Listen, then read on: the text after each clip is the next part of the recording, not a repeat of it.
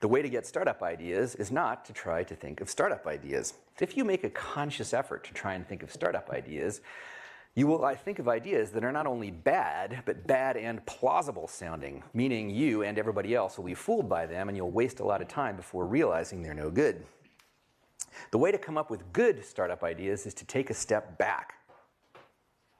Instead of trying to make a conscious effort to think of startup ideas, turn your brain into the type that has startup ideas unconsciously.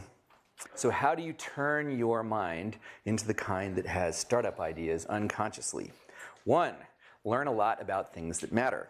2, work on problems that interest you. 3, with people you like and respect.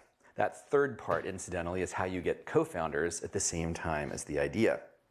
My life is full of case after case where I worked on things just because I was interested and they turned out to be useful later in some worldly way. Y Combinator itself is something I only did because it seemed interesting. So strangely enough, the optimal thing to do in college if you want to be a successful startup founder is not some sort of new vocational version of college focused on entrepreneurship. It's the classic version of college as education for its own sake. If you want to start a startup, what you should do in college is learn powerful things.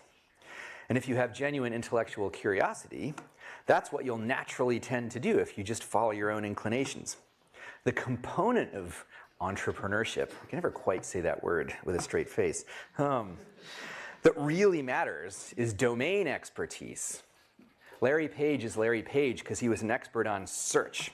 And the way he became an expert on search was because he was genuinely interested in it, not because of some ulterior motive.